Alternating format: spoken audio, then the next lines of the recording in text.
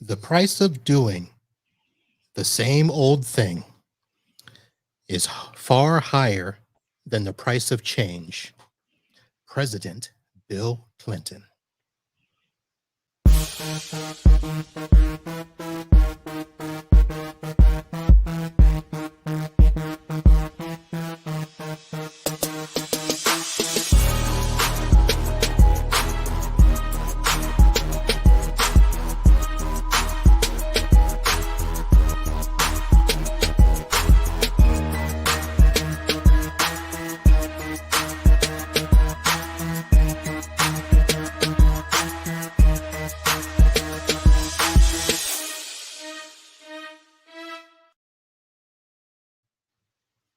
Hello, friends, and welcome back to another episode of Podnuts Pro. I am your host, Marvin B., coming at you live from Fort Lauderdale, Florida, where it is getting chilly, folks. The temperature is a dipping. We are in the midst of fall.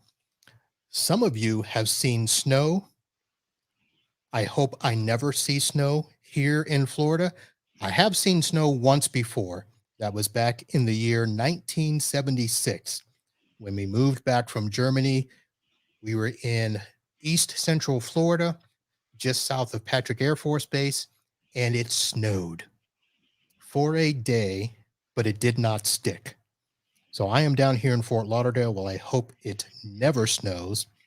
And just to let people know how chilly it is right now, 71 degrees in Fort Lauderdale, Florida. I am joined today, folks, by Michael Crean, CEO of Solutions Granted. Michael, how are you? I'm doing well, sir. How are yourself? Good, good. I mean, see you it and must your be chilly chilly. 71, right? I was going to say it must be chilly there because you actually have long sleeves on. It was, I think when I got up this morning at about 5:30, it was 30 degrees this morning. Just the right to put on a sweatshirt, but we haven't gone to the coat yet, so we're okay. Okay, 30 would be coat weather here. That thin blood gets you. It does. That and the freezing iguanas falling out of trees get us as well. So, Michael, thank you for coming on. Ladies and gentlemen, thank you for watching. If you are watching live, we stream every Wednesday. Well, not every Wednesday, but most Wednesdays at 8 p.m. Eastern. We stream to the YouTube and the Facebook. Folks, if you are watching here and you don't just go to the actual feed that is in your podcatcher, be sure to do that because we are starting to have regular audio podcasts that do not show up here on the live stream. So we're going to be having some guests come on and we'll be doing some short shows where we do some spotlights. And in 2022, we will start to have some special tip shows, and it will be focused on not just networking, but also business tips, because this is your podcast for business IT support, where we help you run your business better, smarter, and faster. So it's not always going to be... Didn't need to hear that music. I was getting all excited there. Business tips, party on. It's like, wait, I didn't even say anything rude. Are you about to buzz me already? So we're going to be having lots of tips coming on, and some of those tips are actually going to be basically because of our sponsor. Podnuts Pro is presented by NetAlly. NetAlly is your number one ally for network professionals.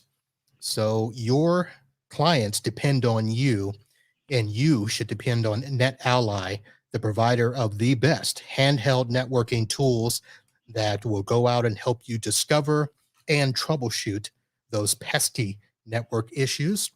Our live stream sponsor, Computers Done Right, computersdoneright.com. They are a managed service provider here in the state of Florida where they are doing MSP right, and head on over there and support our sponsors. And I'm going to actually do something I normally don't do. I'm going to pimp myself. So let me see how I can do this real quick. I did not plan on doing this, but I got a nice little surprise when I went to go do something on the NetAlly page.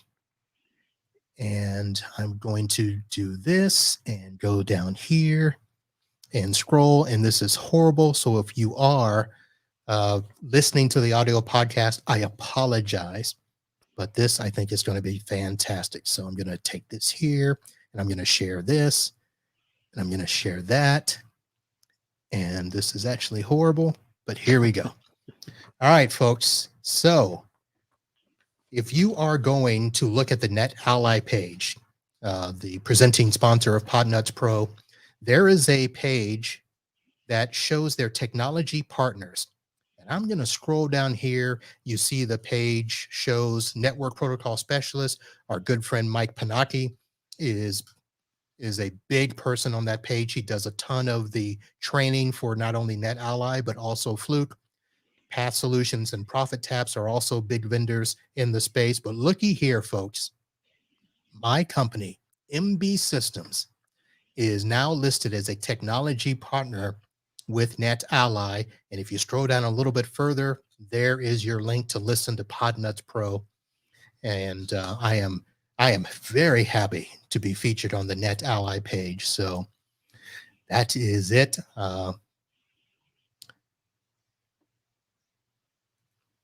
So there is the screenshots and their MB Systems at the bottom of the screen there.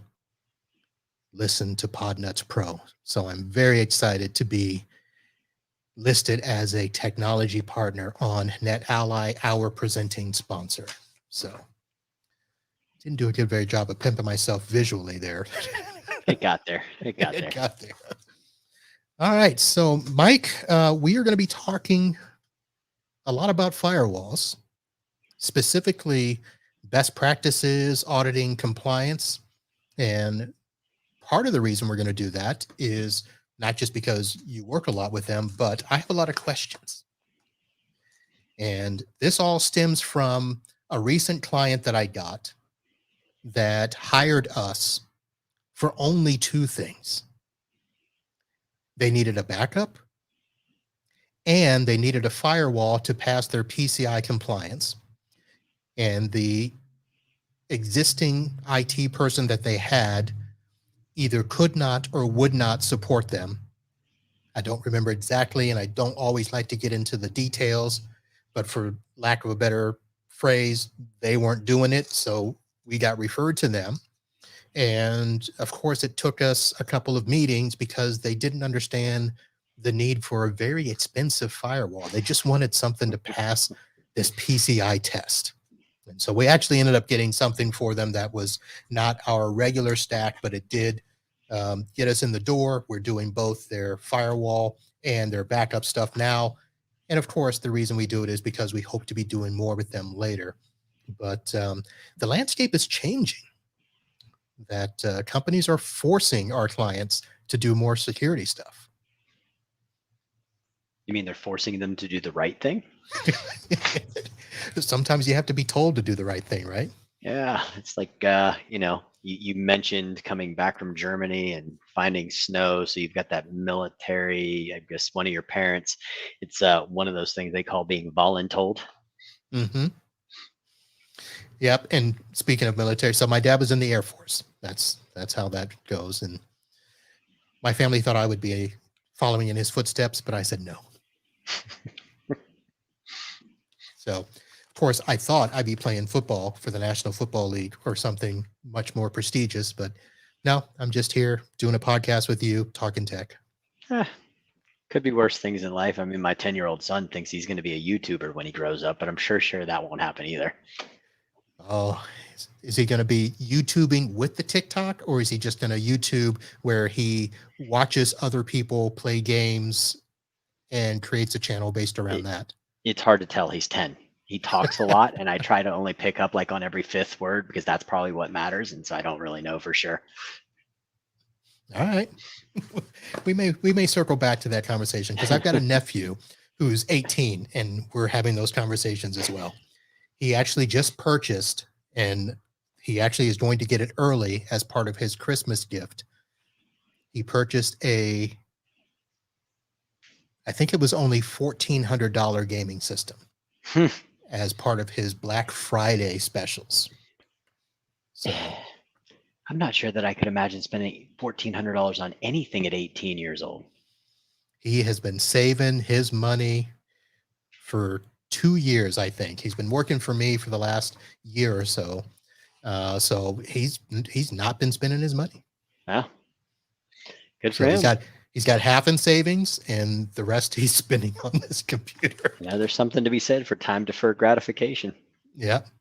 So, all right. So let's talk about firewalls in the sense of what these companies are now going through and what we as MSPs are going through, where our clients are being forced to do a lot of things that they didn't want to do before.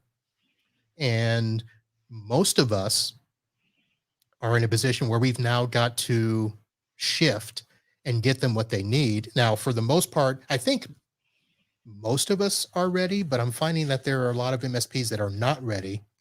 And a lot of that starts with the firewalls that we are picking and what are something as simple as, a best practice checklist for firewalls. So I want to get your thoughts on where do you start when it comes to, you know, firewalls, not just selecting them, but what do you use as factors for best practice? Well, I think first you've got to find something that you're comfortable with. And I always tell people don't let the tail wag the dog. So just because the client tells you what you should be doing as the subject matter expert and the professional may not be the thing that you should do. I mean, obviously, we all want the new client. We want to appease them. We want to make them happy. We want to bring them on board and we want to hopefully have this long term engagement and relationship with them. But at the end of the day, they're not bringing you in like I've probably told you in the past. They're not bringing me in for my good looks. They're not bringing me in for my magnetic personality. So I should probably just do what is the right thing, not by me, but by them. And so, pick the thing that you know that you can support and standardize on it. I think that's the first step. Just like anything in life, if you do it enough times, you become proficient at it and you feel good about what you're doing. So it's not just about how you're going to implement it and how you're going to use the tool, but picking the tool that you can feel comfortable with and show the client that you've got expertise with. I think that's the first step as far as I'm concerned. You see Okay. a lot of companies that will say, well, if the client comes with ABC firewall, I'm good with it. I'll support it. And if they come with XYZ firewall, well, I'll support that too. And you wonder how they become an expert at any of it and how they implement the best practices around that because I just don't see it personally. Right. Um, yeah. Well, I think that comes into play where this company that I'm going to go ahead and say took over, basically because the previous person, I don't think that they had the experience with firewalls because they were just allowing the ISP to do the firewall stuff for them. And the so-called ISP firewall. yes. Yeah. We've seen one or two of those. So I think sometimes there's a perception problem out there where our customers think that, well, that's a firewall, isn't it? Or my router is good enough, or my modem is good enough. And trying to explain to them, no, it's not. Sometimes it's difficult. And, then you've got to, not only buy the hardware piece, but purchase those services on top of it. Mhm. So that's pretty common that I find where I have to explain that. So when you get to that point, so I have a list of must-haves in a sense that for most of my clients, it's got to be a real firewall UTM. Yep. And then for the clients that I know we're going to have to really support, we're going to have those services on top of it. And I will have, obviously there's the things like the stateful packet inspection and, the application level content Mhm. filtering, all that stuff, gateway antivirus, intrusion prevention. Those are things that are on my list. Are there things that I'm maybe not listing or things that you would say also should be on that must-have list?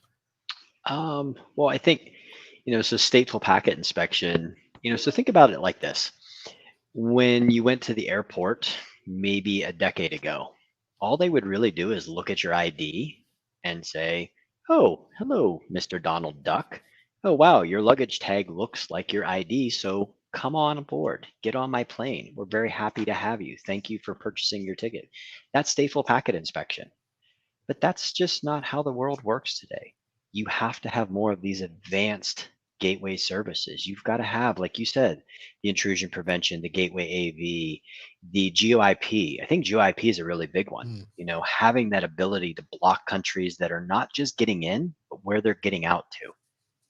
We saw it happen recently. I was telling you yesterday, we talked about this just before we started, how we saw an incident with an MSP and we could see all of these machines establishing connections to Russia. We knew there was something going on. We could stop it. But at the end of the day, we were talking with the partners like, well, why is your firewall not stopping this? They didn't even know what kind of firewall they had. So that's kind of a failure that goes along there. Come to find out, it was the ISP's firewall modem that was doing something but not doing the right things. And surprisingly enough, it was the question of, well, what should I do? Well, first of all, you should put something in there that matters, something that has these advanced gateway services, and something that when somebody asks you what you've got at the client site, you know exactly what's in there and you know exactly how it's been configured and you know what they're licensed for. I think that's a big deal. If you need a tool because you've got to do a job in your house, you want to know that you have the tool and you want to know exactly where to get the tool. Probably not wondering, I wonder, am I going to use my crescent wrench to put that nail in the wall, or am I actually going to use a hammer? I mean, because you could do it with a crescent wrench. It's going to be ugly, but it might work right. eventually if you don't miss and put a hole in the wall or do something else. All right. Um, so you just mentioned being able to detect these things. Hmm. So one of the security requirement documents that I got from one of my law firms is actually requiring logging, reporting, and reporting in the sense of alerts Yes. that you just can't go back and review the logs. Um, are our firewalls at the point where they can do that true real-time alerting? Um, by themselves, no. Because can a firewall potentially send you an email to tell you that it feels like, based on the information that it's been given, that there is a problem? Yes. Just about any next gen firewall, and we'll name a few and it doesn't leave anybody out. But, you talk about Fortinet, you talk about Palo Alto, you talk about Cisco, you talk about SonicWall, you talk about WatchGuard, you talk about Meraki, some of the bigger names in the industries. Can they all do that basic functionality to send you an email to tell you, yes, there's definitely something going on, and here's what I think it is as the machine understands it? But then what? So that happens at 2 a.m. on a Tuesday. Who reads that? Who reacts to that? Who then takes that information, provides the human intelligence that's needed, and then starts to devise a plan that says, okay, based on this information of what the technology has told me, here comes the people, here's the process behind it, and here's what we're going to do next. I mean, I think that's kind of the part that maybe, if I go back 10, 15 years and you look at what people were doing in firewalls, people were reviewing the logs. People were looking at it. They were understanding the information that was been given to them. Maybe we've gotten a little lazy. Maybe we've gotten a little soft. Maybe we've just got too reliant on the capabilities of the box and not realizing that there's a whole other side to this that has to happen that makes it effective. I mean, you put a box of tools in your garage, it's not going to fix your car. When the human picks it up, it will fix the car and it will make it better, whatever that problem is. I think we're missing a little bit of that with firewalls today. Is there a possibility that there's too much information and we get overloaded? Absolutely. Because I know that, so I'll go ahead and say my firewall of choice is SonicWall. Hmm. And part of my frustration is setting it up and turning on the alerting and then having to go through all the different sections and turning off the stuff that I just don't want to see. Yeah. I know it's benign. I know it's not going to be anything. So why get it? Well, but you don't necessarily know that it's benign. I mean, getting an alert one time for one thing that may feel benign, okay, I agree. But what happens if that one thing happens 10 times in the next 10 minutes? Maybe that's somebody knocking on your door repetitively trying to find out something about you or just test you to see if there's a response mechanism on the other side. And so as we all kind of deal with this alert fatigue, I think it's a common term that gets used in the managed security service provider space, and you hear people talking about all of the alert fatigue because of all of these logs and all of this generated information that comes to us that we're all dealing with. Maybe that's why you have a good security operations that you partner with, a good MSSP, because they'll have intelligent systems that, okay, the first time it comes in, I don't care about it. The second time it comes in, I still don't care about it. The third time, now I'm going to pay a little bit more attention to you. The fifth, sixth, and seventh time, now I'm going to start to escalate that. I'm going to allow that machine learning, I'm going to allow those mathematical algorithms to start doing their job so that maybe that thing that we thought was benign isn't quite as benign as it may be. And somebody is playing that low and slow attack on us that we have to be more aware of. And having the machines help us understand what that other machine is saying can get a human to interact with something in a way that would probably have been missed otherwise. All right. So that's where the second part of our discussion comes in. But before we get there, I want to go back real quick. You had mentioned the GeoIP. Yeah. Which is something that I have fallen in love with. I don't know how other companies do it, but I know with SonicWall, it's very easy enough to just go in and say these countries, don't want to hear from them and don't want to allow stuff. And of course, I work with attorneys who like to go on vacation, and I'll get calls on a Monday morning saying, hey, such and such can't connect. They're over in St. Croix. Can you open that up? And stuff like that. But I love that feature of just being able to lock that stuff out. I think one thing that does for you with your clients, it continues to build value. You know, that you're not just randomly allowing the whole entire world to get in and get out. And yes, are they frustrated because they can't do what they want to do when they want to do it as fast as they want to do it? Because, you know, we are a society of I need it now.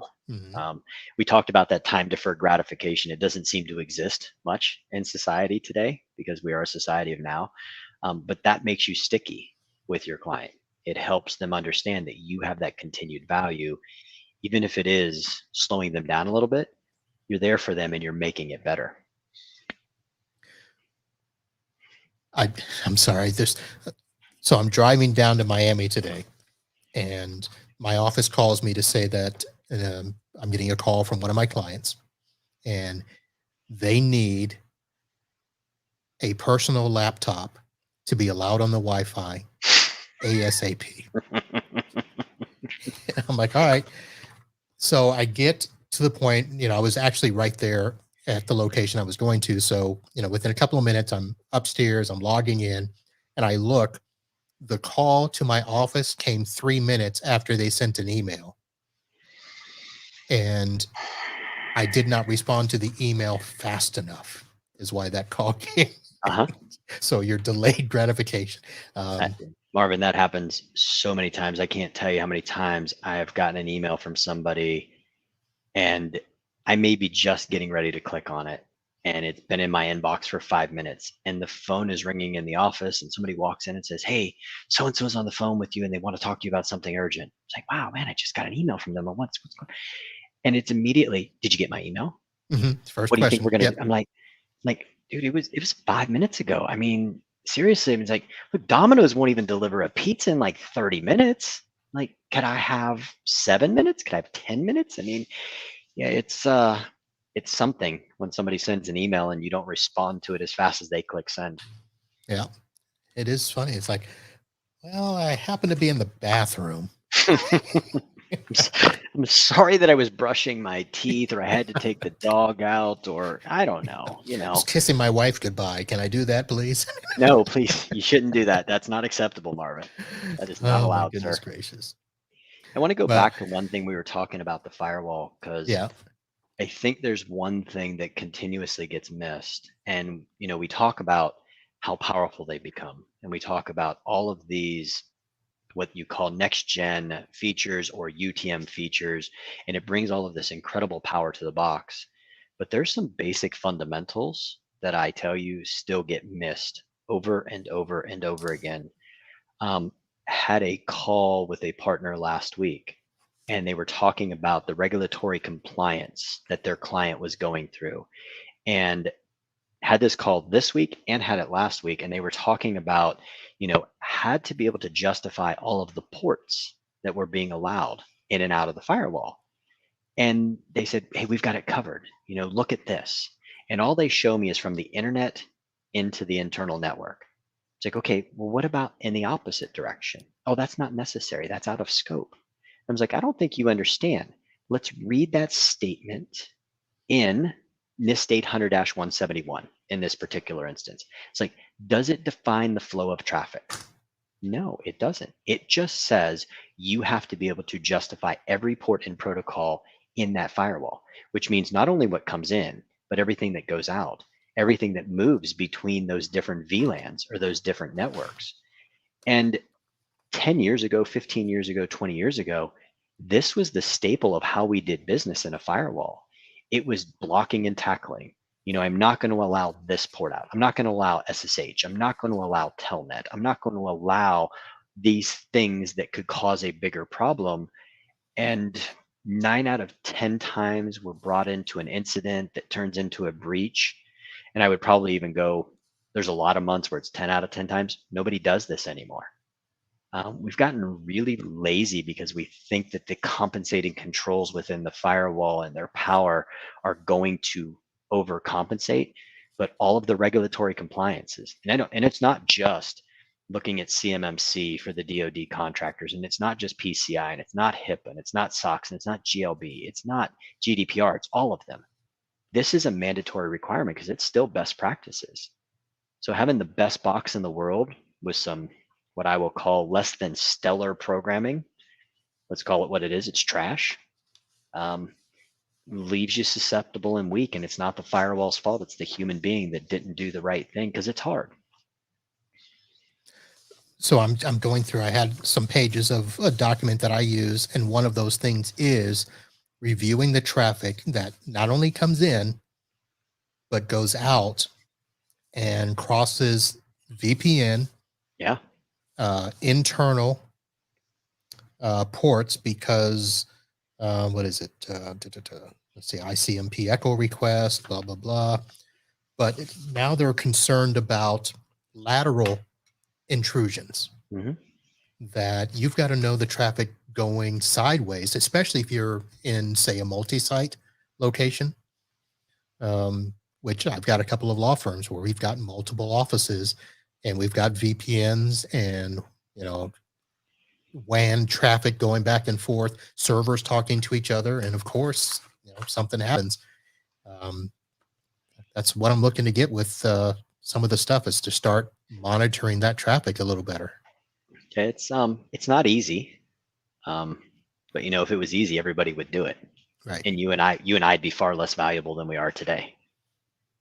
So yep. But we as MSPs and we as MSSPs, we really have to start doing better things for our clients, and we have to be more forceful in what we tell them. We have to be kind.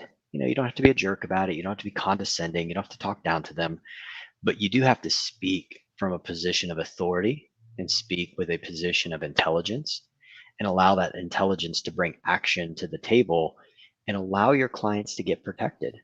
Because like you said, you've got this multi-site client, and let's just say in the VPNs, you have it open any. There's no port restrictions. There's no control of anything. And all they really need to do is they need to print. They need some authentication. So they need DNS. They need to be able to authenticate against LDAP. And maybe they need to get to a file share. And so they need NFS. Well, there are 70+ thousand TCP ports and UDP ports, and we probably defined maybe 5 of them just now. So if we give them the 5 that they need, and one branch location gets hit with ransomware, and it tries to replicate through using some obscure port, well, you've shut it down. And yeah, it's a bad day for that one branch, but it doesn't take down the entirety of an organization. Right. And it makes the bad guys actually work hard to do what they want to do next. So when we're talking about that, so we talked about, having these better conversations with our clients. And some of the conversations have to, in my mind, and you tell me if I'm wrong, start mirroring these disaster scenarios that they're familiar with. You know, you protect your building and your office against fire. Yeah. Here in Florida, we protect against hurricanes. So we've also got to protect against cyber attacks just as, voraciously as we do against those other things. Absolutely. I mean, it was interesting. So I spent 9 years in the military, and had a couple deployments. And I had a very unique opportunity a few years ago to testify on Capitol Hill and testify about cybersecurity and how it was affecting small to medium businesses. And it was, I don't remember the gentleman's name who was chairing the committee, but his comment was, "Is you've traded one battlefield for the next," and that's truly where we're at today. We are in this warfare right now in cybersecurity in this digital landscape, and it's a fight. And I don't think if you knew you were going into a fight that you would go in casually. You'd go in as prepared as you could be. You'd have everything that you needed to do the job well, to survive. And some of that has to change. We as a community, we have to become more responsible. And I think maybe you've heard me talk about this, about the responsibility. And it's not just you, Marvin, as the MSP that has to be responsible. And it's not just the client that has to be responsible, or it's not just the MSSP or the manufacturer of the technology. It's all of us together. If we don't start sharing in the responsibility and realizing that we're a team and start trying to all do it together, then the failure is a failure of all of us, and the success is a success of all of us. So it's a whole lot less of this. You Right. did this, you did that, you didn't do this, or you didn't do that. It's got to be a lot more of us, believing. I mean, I think, you go to your client and you tell them, "Hey, this is what you need. You've come to me as the expert. You told me that you need to pass this regulatory compliance scan, PCI. Well, here's what I need. I need this tool to help you pass." If one of their clients came to them as the well-established attorney law firm that they are, and their client looked at him and said, "I'm not going to do that. That's ridiculous." What would the attorney say? "Well, I'm sorry, I'm not going to represent you. I can't give you the outcome you want if you won't do it my way." Right. Sometimes we have to be those people that say, "I can't give you the outcome you want if you won't do it my way." Right. And attorneys are, gotta love them. I mean, it's this plus minus with attorneys and doctors and some really highly educated individuals. They spend so much of their life getting all of this amazing education that allows them to do these hard skills, to be these defenders, to be these caretakers, to do these things. But sometimes they don't really understand. They don't know as much about everything as they'd like to think they do. And there are some trained professionals out there like yourself, like a lot of these other MSPs that really know what they're doing. And look, they might hire you for your good looks, but they're sure not getting me for that. Well, I'm just saying. So I'm sitting here, I'm listening to you, and I'm nodding my head, and I'm saying yes, yes, yes. But I'm also thinking that, I have both attorneys and medical offices, Mhm. and it's weird having the discussion with them because yes, they are the expert in their field and they have no problem flaunting that. Right. And in the situation I'm in, so a lot of these law firms that I deal with are insurance defense firms. So their clients are the insurance companies. Those insurance companies are the ones telling them, "We need you to do this for your security." Hmm. So the attorneys then are mad at them, but then they want to sign the paperwork to say that they're compliant. And then they send it over to me and say, "Okay, can you make sure we're doing this?" And I say, "Okay, I can do that, but I need this and need that." "Well, no, we don't want to pay you anymore." So then they're mad at me. And I'm like, why are you mad at me?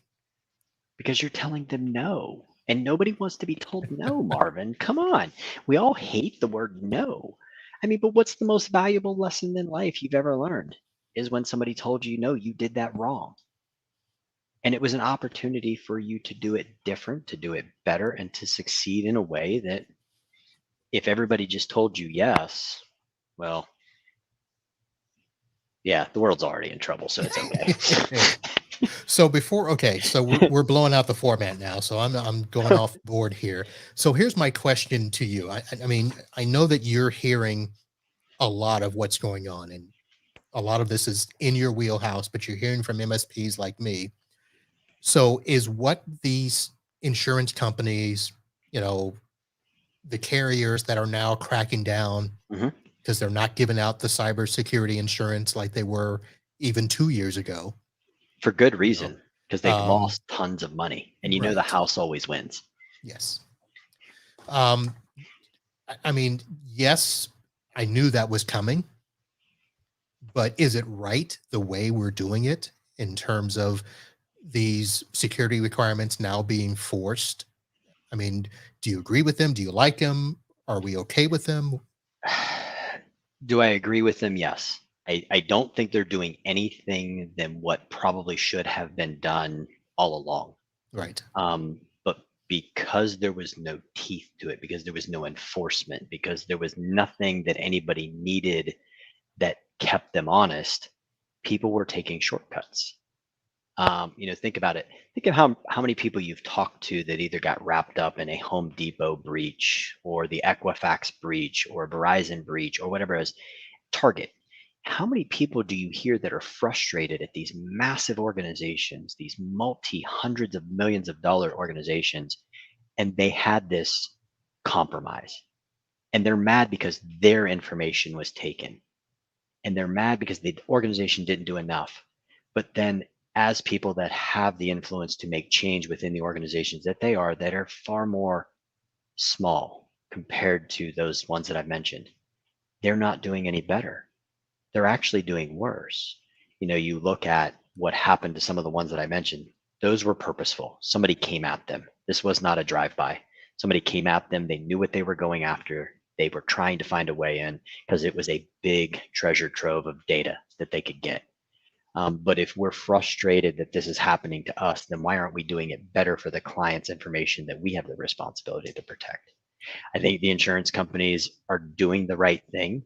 Look, if somebody wants something from me and I have to meet their expectations and I want to do business with them, then I just have to do the dance.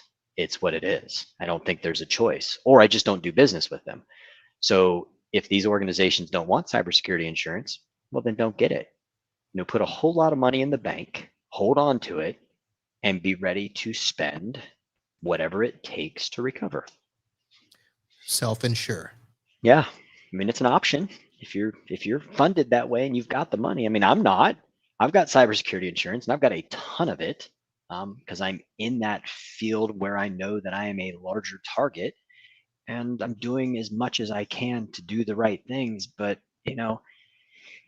if somebody decides to come at me, let's say the nation state of Korea decides to come at me, I've just got to hang on for the ride and be able to react to it as fast as I can. There's no stopping it at the end of the Right. day. I just have to see it as quick as I can. Yeah, I mean, and just for the record, I mean, I'm happy that this is happening. I'm frustrated at the response that the clients are having, pushing back. But, I tell them if you look at those types of breaches from those larger companies and you think it's not going to be you, well, I'm trying to gather more stories of other companies Oh, like them who got hit with stuff and did not survive, you know, just because you're not a multi-billion dollar company, you know, you can't afford that. And, no, you the can't. targets of the world, yeah, they got hit and we think that they've got deep pockets, and the cost for them to fix it probably was multiples of what it would have cost to prevent it, Hmm. which is what I tell the customers. Look, you've got to look at it from the standpoint of spend a little now to make sure you don't have to spend a lot later. and not just, spending a lot, but you might not be able to recover stuff. Well, what people don't realize, or I don't think they realize, it's not just about the money that comes out of your pocket. What happens from the damage to your brand? What happens when the clients leave you because they're frustrated by whatever has happened? I mean, you can't see them as a dentist because your systems have been shut down. You don't have access to them because they've been ransomed and locked. And so now you've got this cascading effect of things that happen that aren't just about the money you're going to lose that is tangible. You've got brand recognition. I mean, it is, Yeah, you're going it's to lose in, customers. yeah, You're you're going going to to, lose customers, and getting your brand tarnished, even when you haven't done it wrong.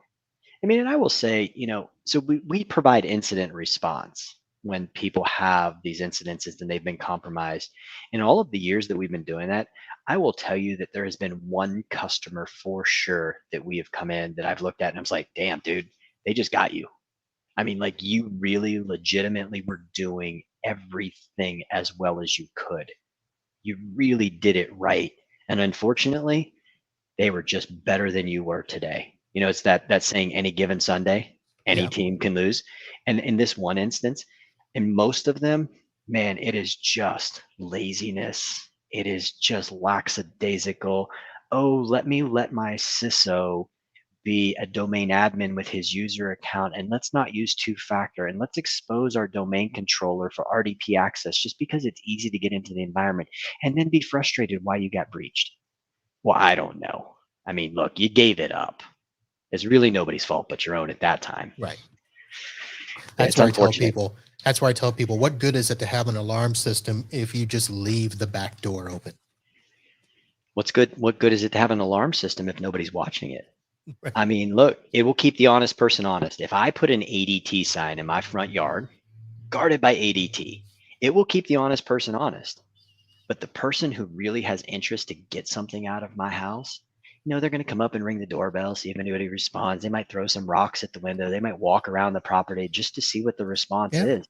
If there's no response, they're coming in. I mean, Yep. yeah. All right. Well, before we go on, and I've got more questions that just popped up. We've got a question from the chat. Marvin and Michael, have you looked into Threat Locker service? We have actually. Marvin, at the first place that I met you at the TechCon Unplugged event in Chicago, Threat Locker was there.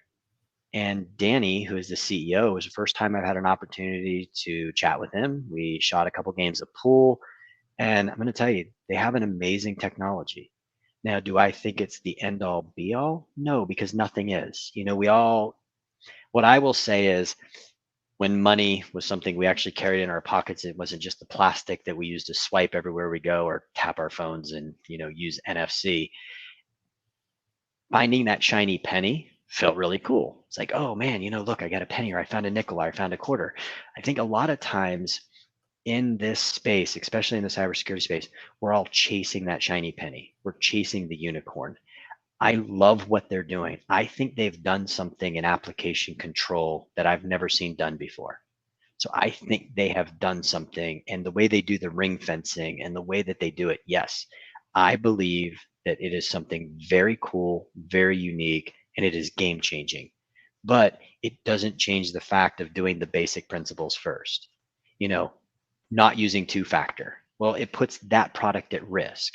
Not putting in a good firewall and doing the right things, put that product at risk. Not doing good patch management, again, puts that product at risk. So they call that defense in depth.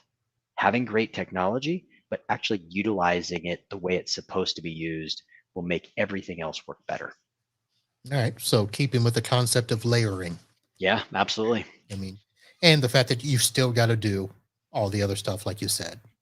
So Yep. the firewall discussion we're having, you still got to do it.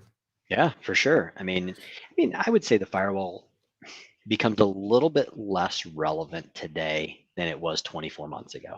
And I say a little bit because you've got so many people working from home and they're not necessarily inside of the brick and mortar anymore. And you've seen that new modern office. You think about what Microsoft has done to enable people to work.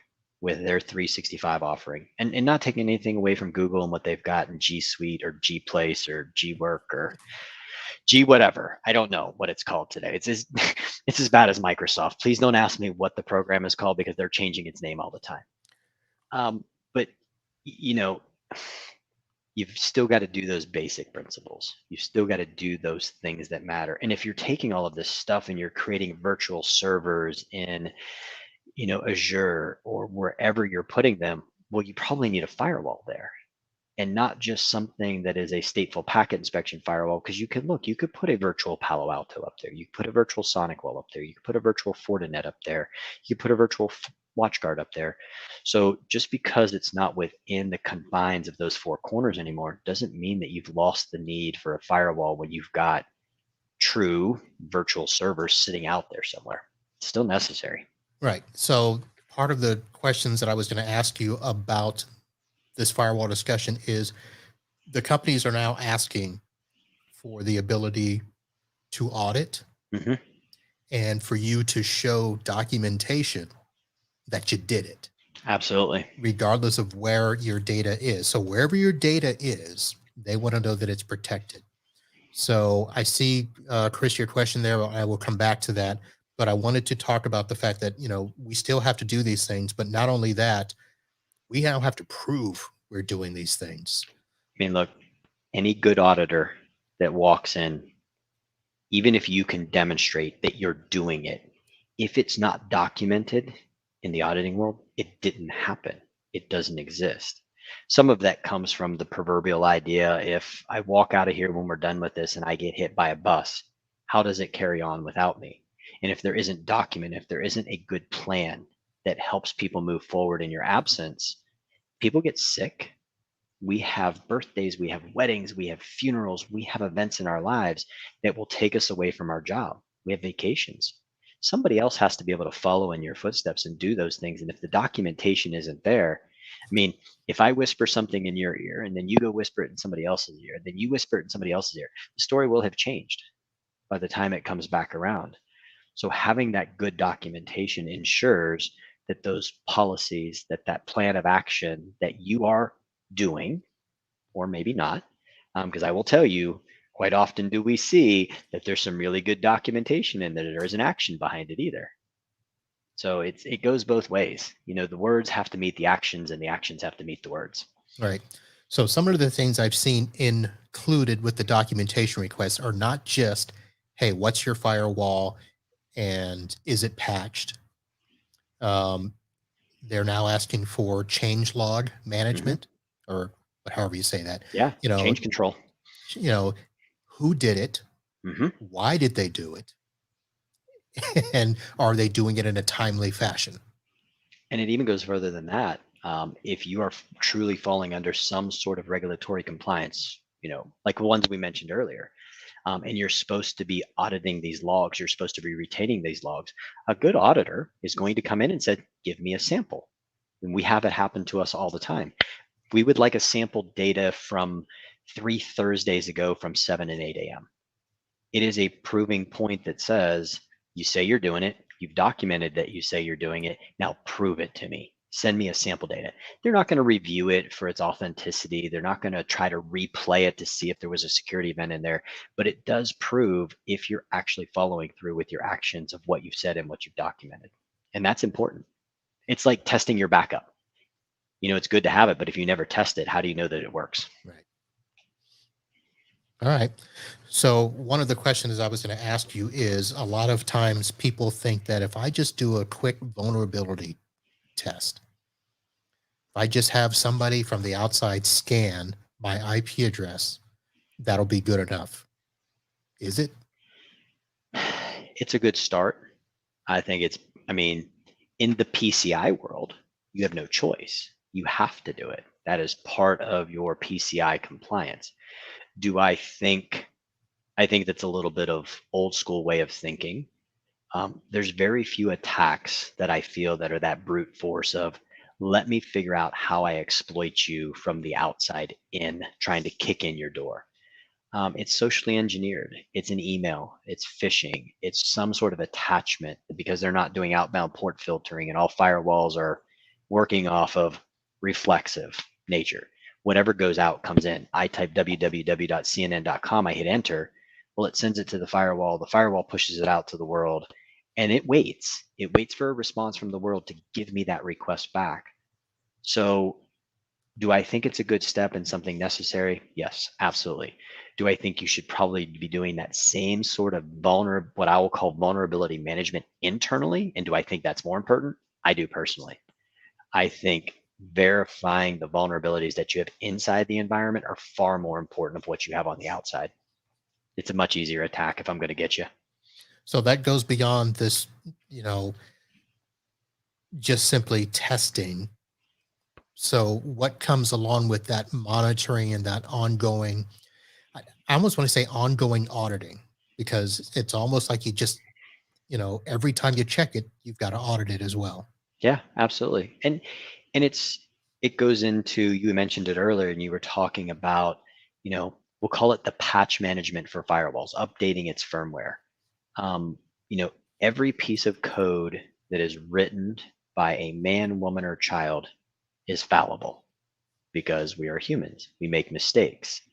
And there's a whole dark, dirty world out there that's trying to exploit those mistakes.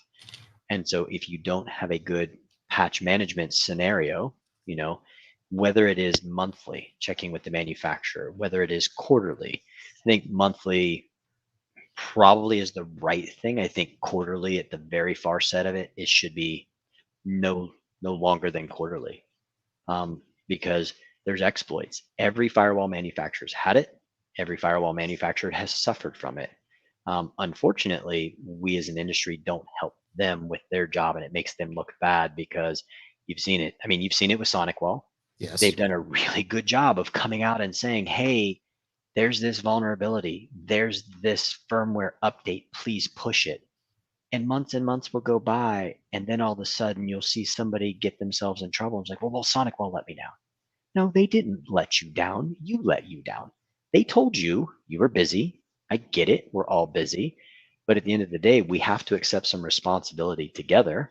Come back to that word. We all have to do our part. It's a bunch of pieces and parts that come together. And if we do it right, it works right. So I'm trying to be politically correct in my question. Oh my goodness gracious. Please be politically correct with me, because you've spent time with me. You know how politically incorrect I am. I know. Oh my gosh. So you're doing this for my benefit then, is what you're saying, is because if you set me up, I'm going to say something I shouldn't. That's right. Thanks, we man. might have to bleep a few things. Yeah, there's a good chance. I'm doing my best right now to stay out of that realm. Yep. So auditing and compliance. So it's something that we need to start doing on a much more regular basis. Yes. And help our clients be compliant, help the insurance companies. And some of this comes with the idea of, we need to, not only deal with that beginning checklist, making sure we've, checked all the boxes that we need, but having a policy in place. Now, I'm asking about this because I did have a client last week give me another thing, and they have like 10 questions about the firewall, asking, do you have such and such in your security policy? Mm-hmm. I know the customer doesn't have it. They want me to sign off and say that they do. Don't do it. Don't do it. I lost. So we have been in business for just a little over 20 years. My very first client had been with me from the very beginning, and they were going through an audit, and they wanted me to sign an attestation that I did not feel comfortable with. And I did not feel like it was in my best interest, and I did not feel like it was in their best interest. So I hired an outside firm to look at it for me, to help me understand what my liability was. And they clearly came back and said, hey, if you sign this and they have an incident, they have any sort of compromise, they have any breach at all, you are 100% responsible. It doesn't matter what they've done. It doesn't matter what they haven't done. It doesn't matter what their security officer was supposed to do that didn't do. You're accepting all responsibility. And it felt bad to me. And I came back and I said, look, I would love to do this. You mean so much more to me than I'll ever be able to explain because you were number one. You were my first love. And yet I couldn't do it. And I got fired. And it hurt. I mean, you want to talk about like the male ego getting crushed? Oh yeah, the male ego got crushed on that one. But it wasn't the right thing for me to do. And it honestly wasn't the right thing for them either. So if your client puts you in that compromising position where they're asking you to sign something that you know they're not doing, at the end of the day, are you willing to lose everything that you've worked for because you're attesting to something that you know is not true? And eventually it'll come out. And then who are you going to blame? Are you going to blame them for asking? Or are you going to blame yourself for saying yes? And at the end of the day, you've got to accept all that responsibility because it was your free will that made that decision. So I know it. I know that feeling. So I have gone through that where I got fired because I would not. Let me rephrase that. So we went through a situation a couple of years ago where they needed to do a compliance, and I wouldn't let them sign it. And they eventually lost 31 cases. It was a law firm. And their client ripped 31 cases from them and says, well, since you're not compliant, we're pulling these cases. And the client was mad at me. Mm-hmm. And I said, I can't sign it, and you wouldn't make time to sit down with me and put these things in place. So fast forward 2 years later, going through it again, and I made them this time get a third party assessment company to come in and look at all their stuff. 98% failure. And they were like, well, what do we do to fix it? I said, I've been telling you for 2 years what you need to do to fix it. And they're like, well, we can't do that. And I'm like, well, then we can't be friends. I mean, that's tough love. I mean, that's sometimes what you have to do. You have to get. I tell people all the time, look, I didn't pick your career path for you. I didn't lobby or not lobby for whatever legislation is in front of you, whatever regulatory compliance you have to follow. It wasn't me. I don't have that much juice. If I did, I'd be retired and own some little island somewhere. You'd never hear from me again. So at the end of the day, this is your path. This is your responsibility. This is your have to. I can facilitate if you let me. But if you don't let me, then like you said, we can't be friends. Yeah. And that's tough. Somebody's got to do it. Right. You know, if you don't want me to do it, fine. Find somebody else. And if something happens, good luck. And you had said earlier, when we were just getting into this topic, you said something about doing it for the insurance companies. I don't think we're doing it for the insurance companies. I think honestly, what the insurance companies are asking us to do today is good, solid, practical action. And a lot of this isn't something that's new. A lot of this are things that we've been doing or should have been doing for at least the last however many years. Yeah, the rules haven't changed. Not really much. Maybe a little wording and phrasing here to update them, but it's all the same stuff. It is. I mean, it's certainly getting more advanced. The threats are becoming more pervasive. They're becoming more advanced. The attack vectors are becoming far more sophisticated. So when they come in and say, oh, you have to have an EDR. Okay, well, EDRs didn't exist 10 years ago. But that's just keeping with the changing times. You know, it's this, like we started talking about before we came on the air, change or be changed. You know, and so needing an EDR or needing what is now MDR or, you know, next iteration XDR. I mean, that's just normal business anymore. But a lot of this, what the insurance companies are asking for, it's old school. It's not anything that we didn't know or probably knew and just chose to ignore, to be honest. Yeah.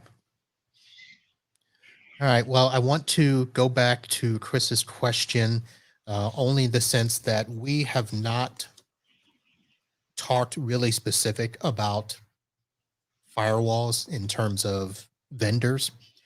We have mentioned several, but and I've only mentioned that, I use SonicWall as my first choice. So that's the Right. extent of here. But Chris asked a question: what is both of your opinions of PF Sense? Not my go-to. I think that there are better firewalls out there.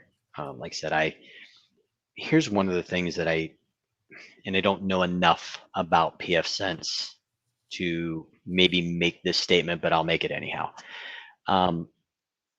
If I buy a tool, I want that tool to be supported. I want to be able to pick up the phone, call a manufacturer, and say, hey, there is a problem with this. Is this your code, or am I stupid and I just don't know what I'm doing? I've heard, and maybe it has changed, but PF Sense was a lot more open source. And so a lot of your support you got through crowdsourcing. Yeah, I mean, certainly lots of amazing options to get wonderful information off of Reddit, but I don't know that anybody on Reddit is going to know the Fortinet code better than Fortinet. And when we're talking about something that's what I would consider a core critical asset to an organization and their survivability in a cyber attack, you get what you pay for. So is it good? Yes. Is it great? I don't think so, personally. I probably hurt a lot of people's feelings tonight, but I'm sorry. Well, I'll walk that plank with you. Here we go. I'm not out on the ledge alone. Thank you, Marvin. I mean, there's several out there that, first of all, I don't like to poo-poo open source software, because I know that there are people that are doing great things with it. But from the standpoint of me and my clients, I need to know that there's something more behind it, Right. which is why I partner with name brands that are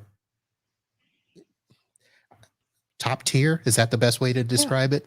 I think it's a good way of describing it. I want them to be with companies they know, so that if their HP computer takes a dump, it's an HP. It's not something that I built in my, garage. But we all did it. Look, Well, of I'm course not I gonna did lie. it. That very first client of mine, when I first got hired by them, because I was on unemployment, had lost my job, .com failure, didn't know what I was going to do with my life, mad at the world because I had this amazing military career that I'd given up.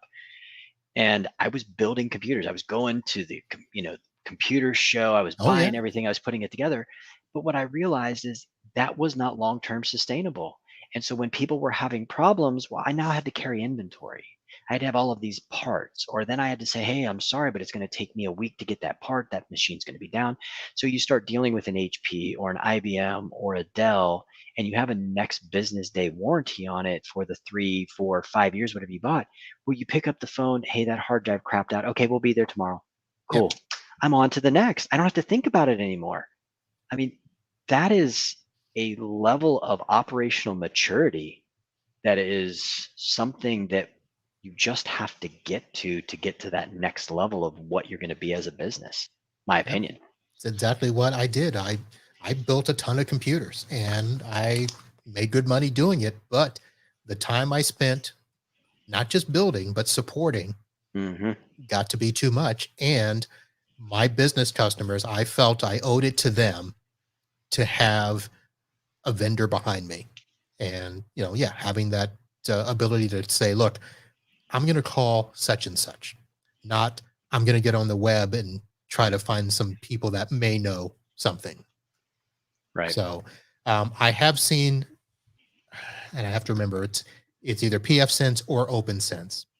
Some of the features in them were nice, but it was a generic box that you put it on, and I just, not for me, at least not right now, to be honest. I mean, I think there's a reason why you do it. But I think, let's pick on Coca-Cola for a moment. It's because we can. I'm going to guess, and I don't really have any reason to guess this, but I don't think Coca-Cola is probably using an open source as their main firewall, would be my guess. And it's not because hope they just not. have, well, it's not because they just have unlimited budgets and they can buy what they want to buy. They're making a educated decision to buy something that is going to afford them a better opportunity to hopefully survive the attack. Or more importantly, if the hardware goes out, they probably have some sort of escalation for replacement that's going to get it to them fast so that they don't maintain some sort of down state that's going to be catastrophic to their business. Well, and you're going to get the things we talked about, the patches, the firmware, the Right. updates and stuff. Those companies are forefront in keeping up with that. Absolutely. My medical office that I have been struggling with, and had a nice conversation with them today about stuff. But one of the reasons that I was able to keep them on SonicWall was because they went through this period where they were getting their, for their firewall checked. And basically there was one failure, and it was all because there was an update that was available that we didn't put on it. And we did that. If I had to go in search of it on my own, I don't know how long I would have had to do that. And your time is valuable. Yeah. And at some point in time, sending all of that additional time doing that research, trying to find it as opposed to getting it to the client in a more timely manner, one, that cost you money. Two, it's cost your clients, your other clients, additional time because you're not giving them something that they need, that you've got 18,000 priority ones, because that's what happens. Everything's a priority one. You want to be able to hit it and move on. Hit it and move on. You really don't have time to monkey around with it, in my opinion. All right. Well, that's a good segue to allow you time to kind of pimp what it is you do. We've hinted around it. Marvin, why is it that I say monkey around and that's my segue to what I do? What are you trying to say, man? I don't understand. Where are you going with this?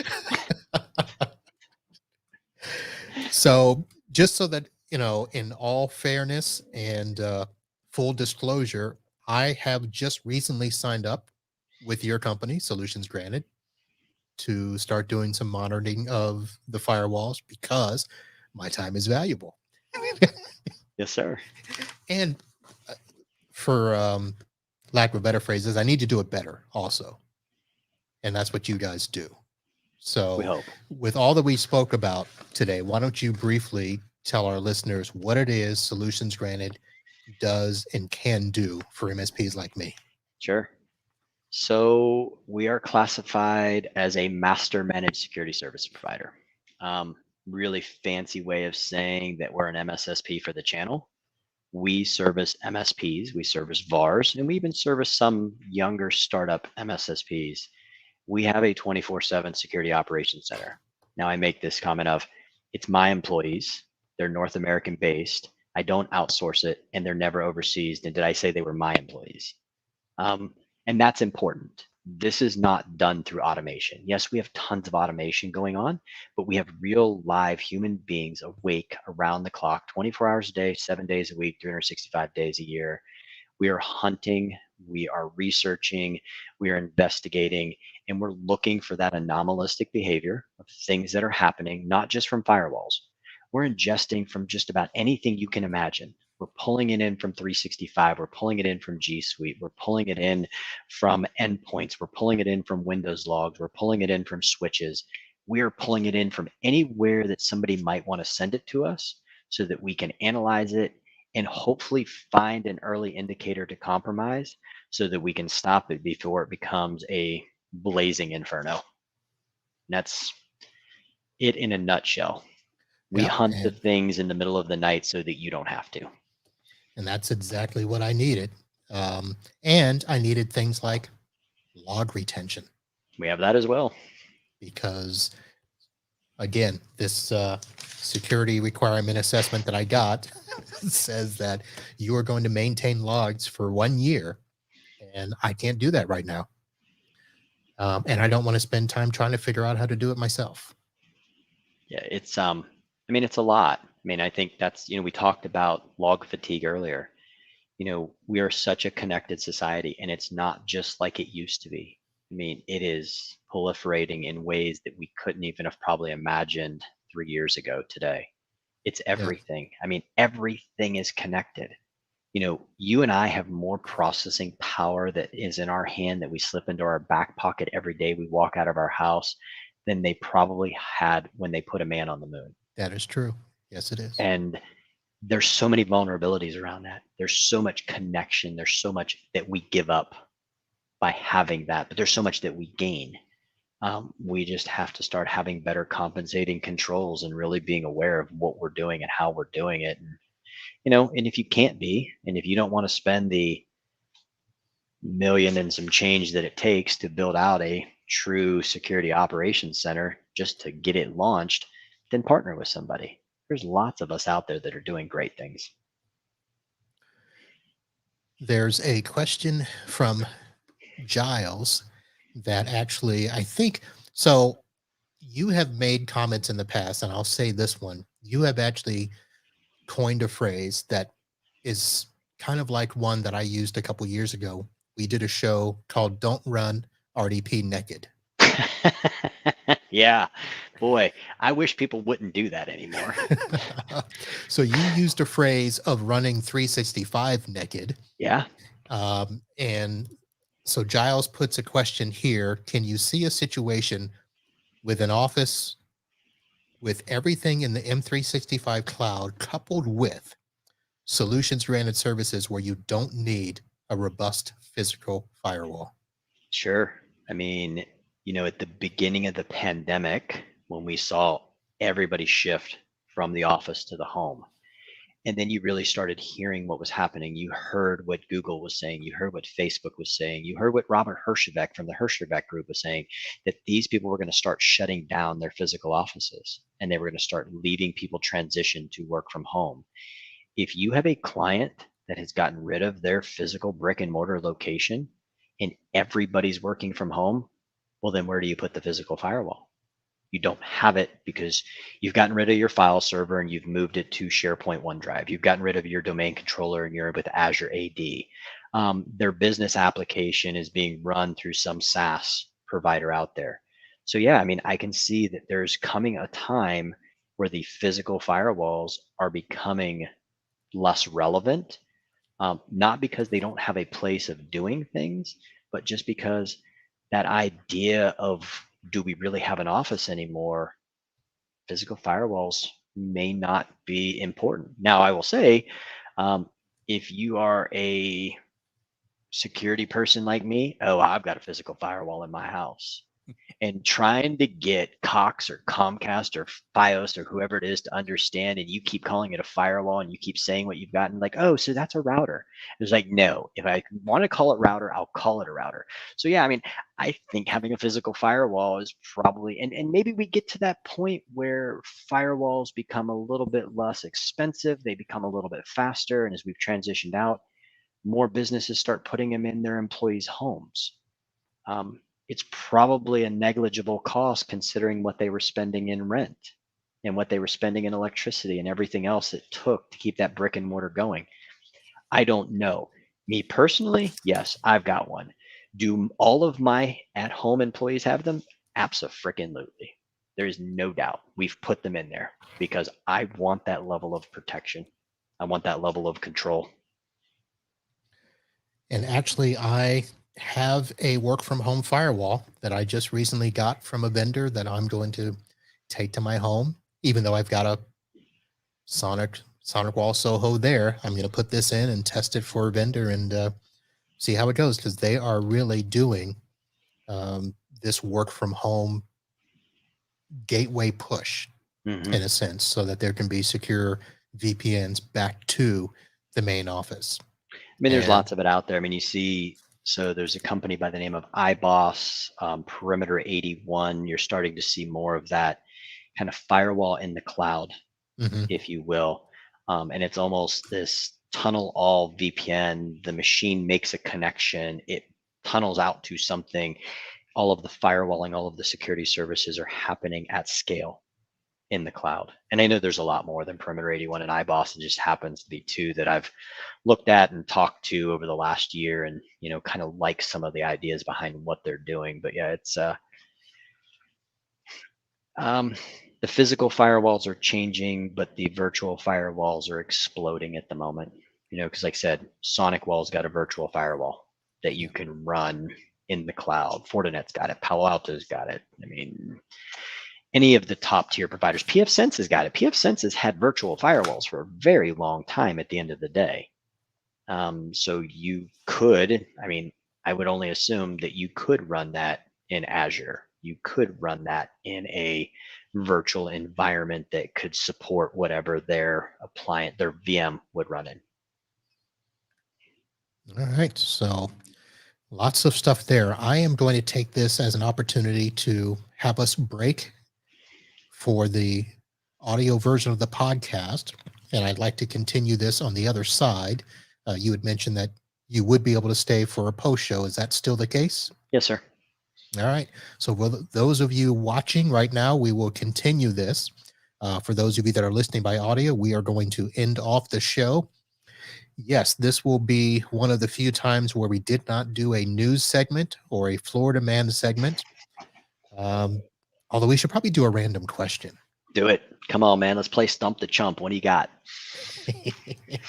So since you weren't going to do a Florida man. Well, but I already told you why. I live 20 miles from Washington, I know, DC. but the listeners There's all don't kinds know. of shenanigans around here. It's like, just pick something and turn on the news. I know, but the listeners don't know that. We don't, So here's your random question generator. This right on. Marvin, are you going to beep me out? You're laughing too hard, man. I feel like I'm about to get beeped. Toilet paper, over or under? Over. Okay. Over. See, it wasn't so bad. No, that wasn't bad at all. I was like, the way you started laughing, I was like, oh, here it comes. Because sometimes I'm thinking it's truly random.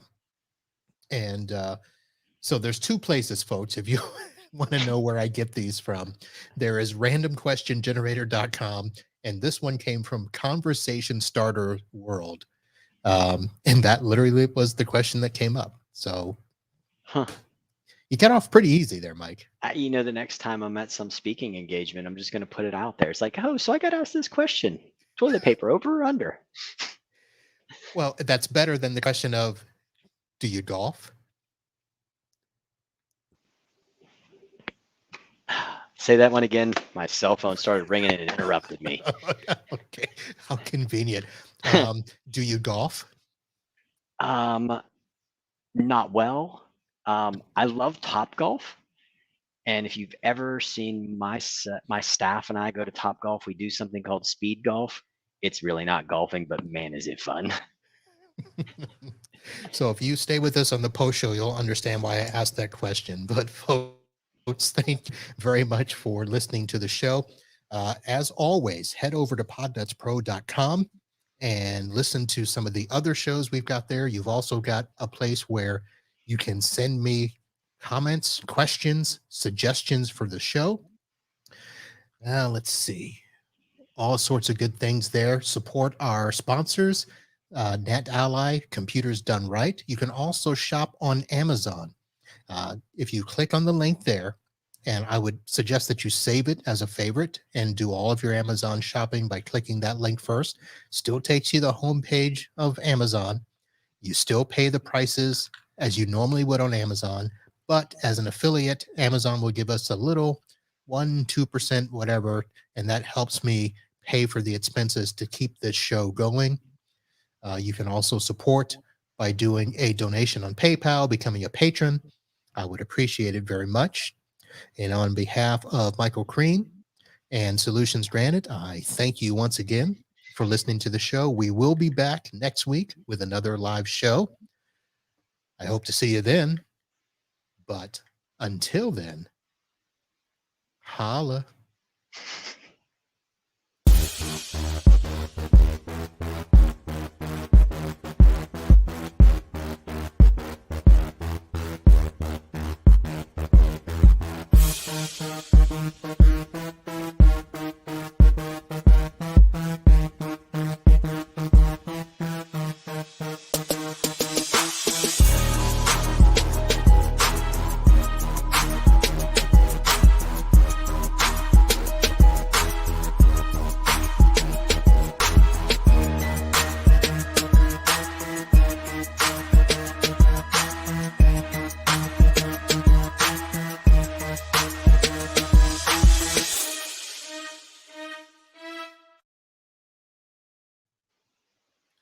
All right.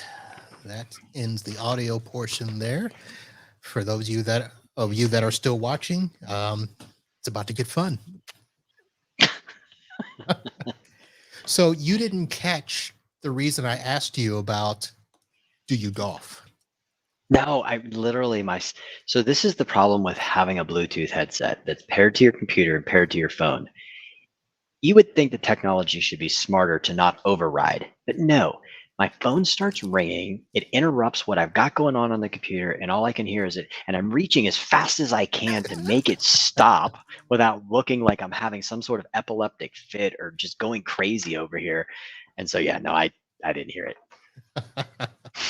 So I remember you talking some time ago about when you first got started and you had a crazy interview. Yeah, you're right. Oh man. Yeah, it was Now, was that your first interview for a tech job? It was my first interview getting out of the military. First, okay.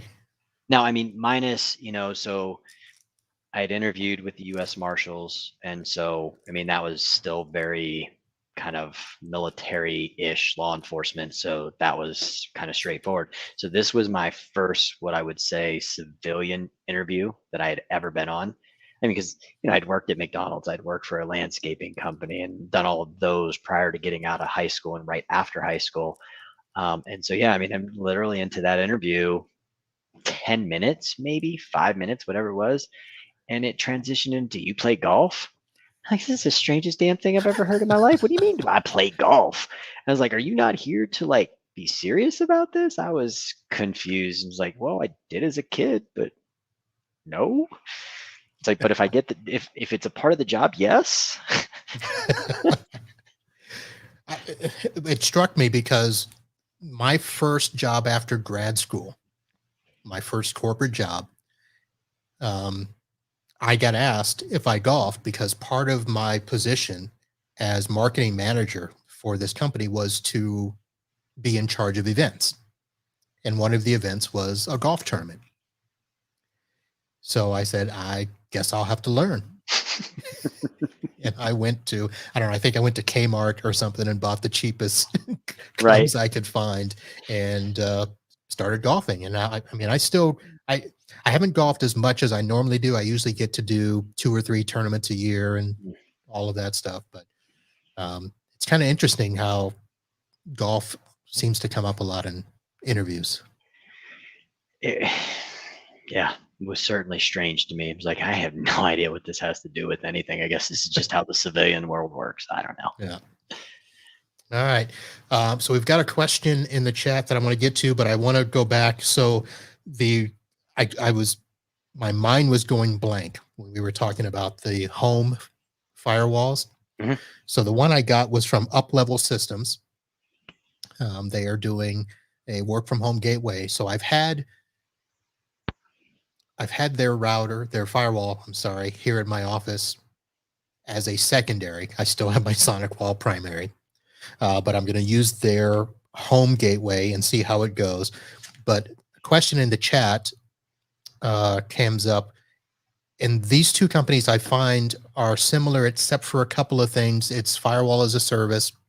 But the question to you, Michael, is have you ever tested Calyptics? Have not. It's been one of those elusive topics for us.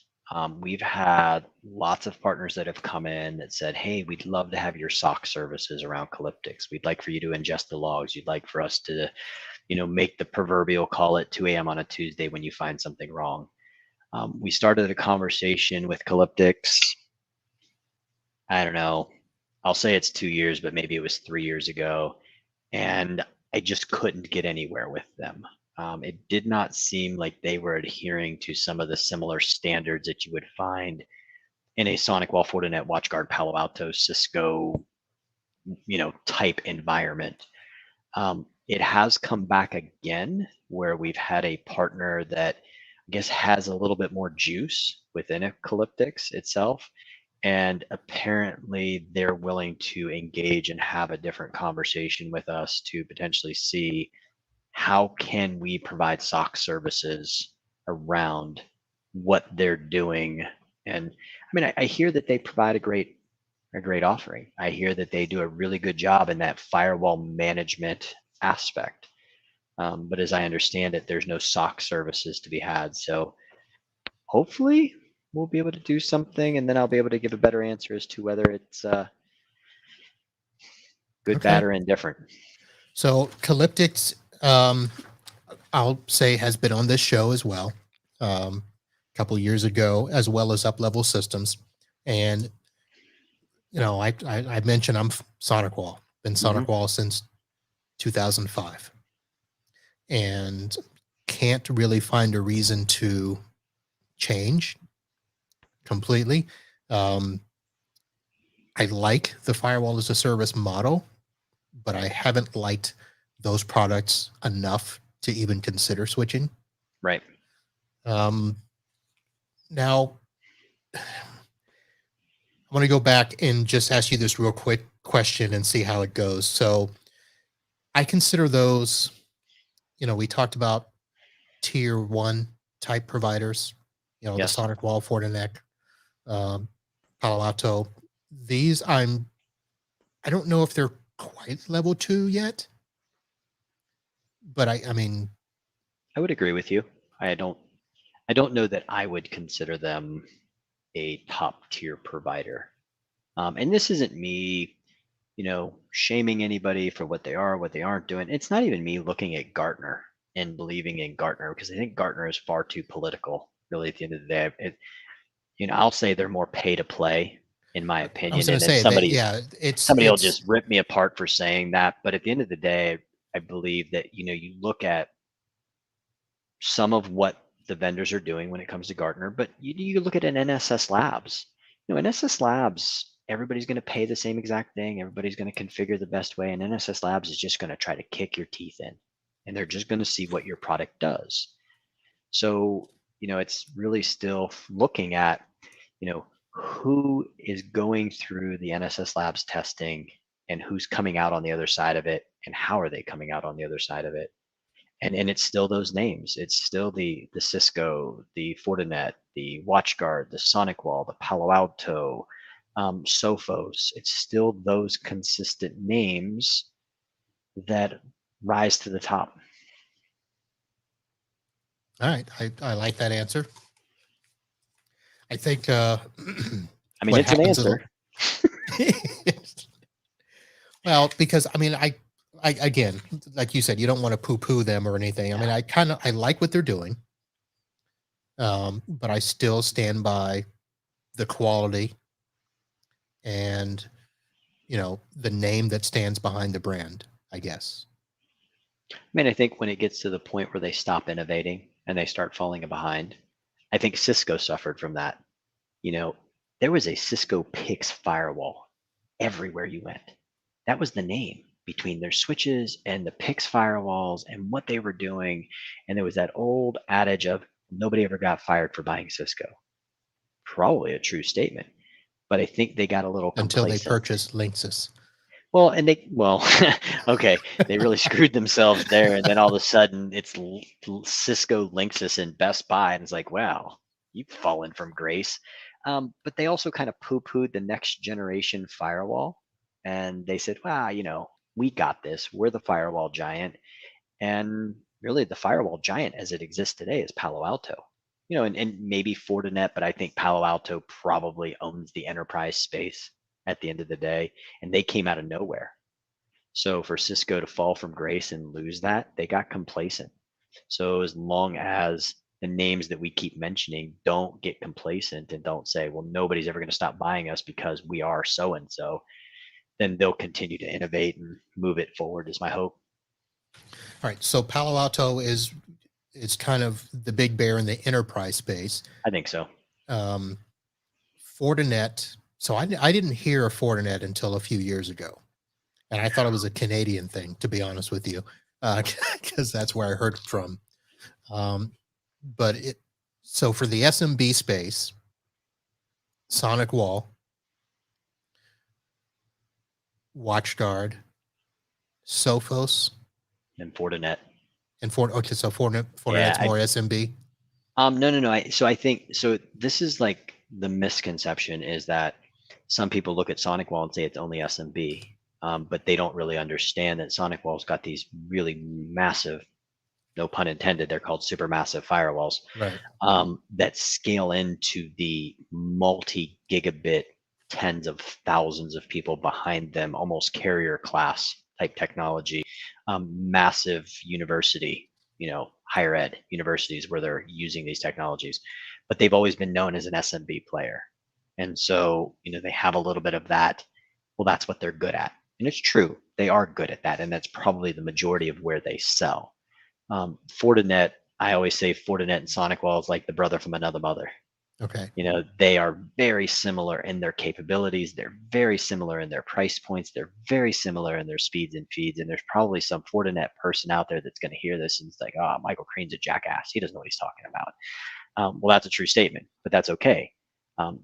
The way I see it and the way I think I understand it, I think that they are very, very similar personally.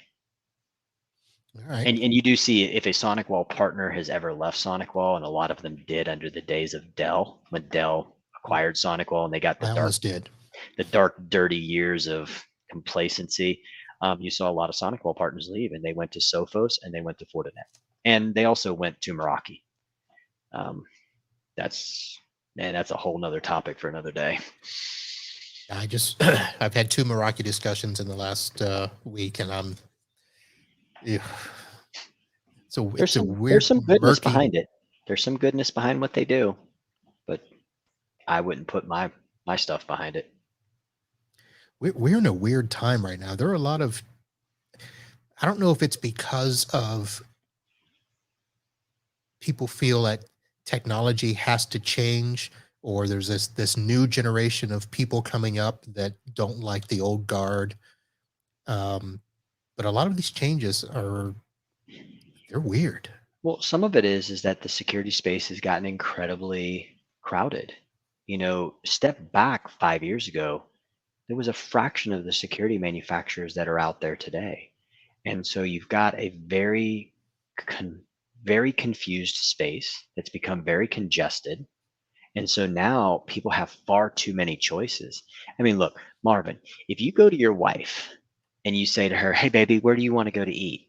And if you give her 5 choices, how fast is she going to make that decision? If you give her 2 choices, I bet you she makes it really fast, right? So you give consumers too many choices of things, then they just start getting confused. I mean, and there's some goodness behind that. It's keeping people innovating. I think there's a lot that's happening well there. You look at the endpoint space. You look at, between the Symantec, McAfee, Trend, the ESET, Viper space, I think they got incredibly complacent.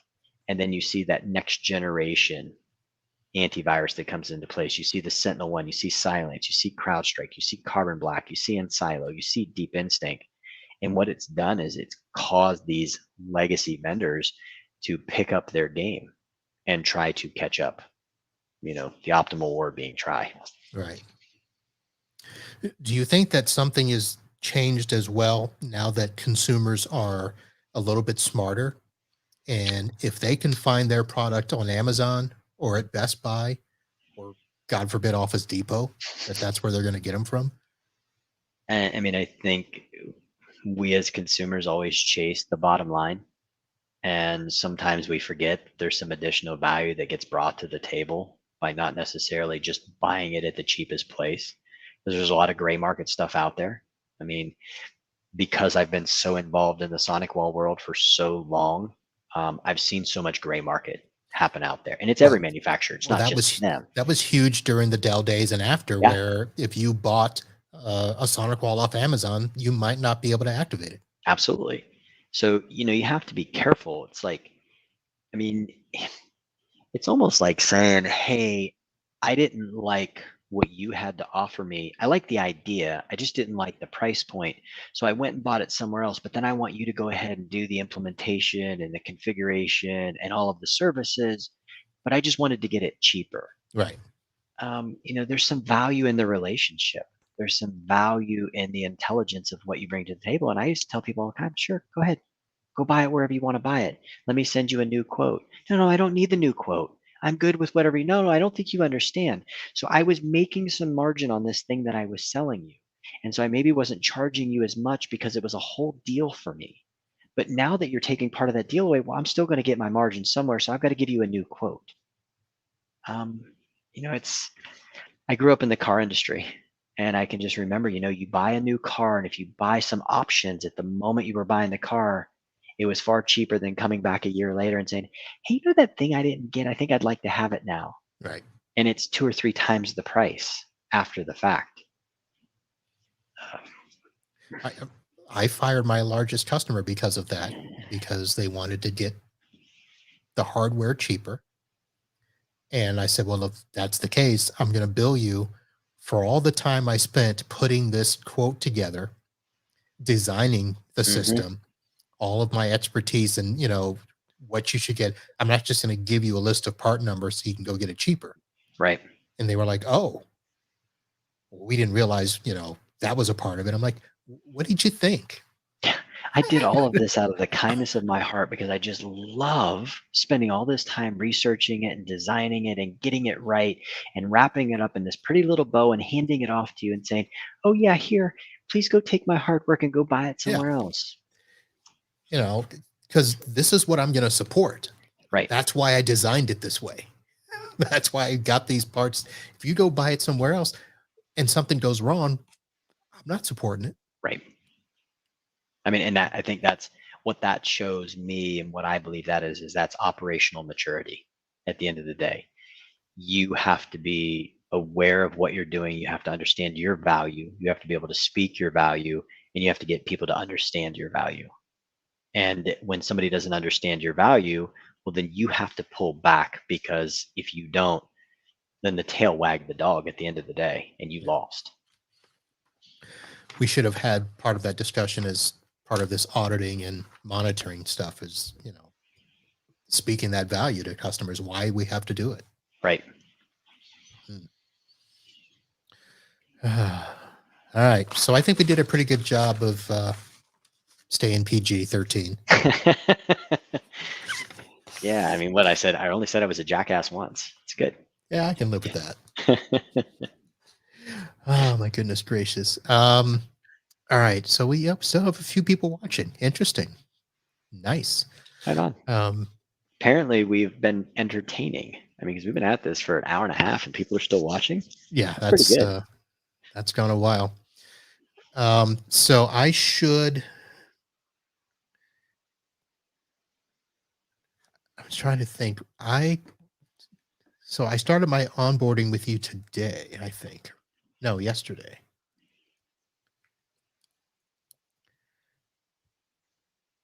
So we probably need to talk about some other stuff, because this is firewall number 1. We probably should have mentioned too. I know you said that you're SonicWall, I'm SonicWall, but that's not the only product that you monitor. Right? Oh, no. We'll monitor just about anything. Okay. Except Calyptics, until they work out a deal with you. Right. It's not that we don't want to. We would like to. So like we tell people, we will monitor just about anything that we can. What people don't understand sometimes in what we do, it's not just about getting the raw data in. It's really about getting the raw data and enhancing it that puts value to it. Because if you just want somewhere to put data, well, then just get a NAS device and get Kiwi syslog and dump it, and put it in an S3 bucket, long-term storage, and call it a day. But we're not about that. We're about putting actionable data and getting something out of it. And so when you get that type of data, and you have to create something called a parser, which then starts to really make that data something more than just the raw stuff that came in. So we can monitor just about anything. But I'm also a little bit ornery about it sometimes. I don't think you should just monitor anything. I've got so many people that start the conversation by saying, we got to monitor these firewalls and we've got to do this. And I answer, why? It's like, well, that's the way it was done. It's like, okay, but where are your clients at today? How many of your clients are actually still at home as opposed to back in the office? And it's like, well, 80% of them are home. Okay, well then let's monitor something that matters. Let's worry about 365. And oh, by the way, I'm going to save you some money because I'm going to do 365 monitoring a whole lot cheaper than I'm going to do the firewall. And that saves your client money. It's far more actionable.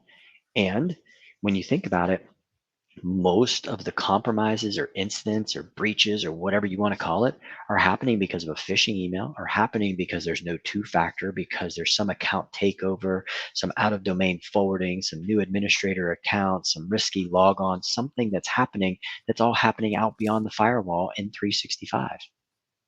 And so, you know, I'm not in this just for the money. I'm in this to actually do something right, to make a difference.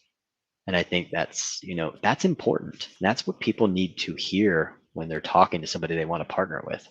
I mean, I'll Yeah. take your money. I mean, you want to give me more of it? Come on, Marvin, I'll take all of it. Yeah, I bet you would. I mean, look, I'm not going to tell you no. I just made a note here. We're gonna have to do another show called "Don't Run 365 Naked" because I mean, but it's we need to true. talk about that whole concept of treating 365 as an endpoint. Yeah, absolutely. I mean, what's the sad part of it is, and I had this conversation at IT Nation when we were down there, because we were a sponsor down there.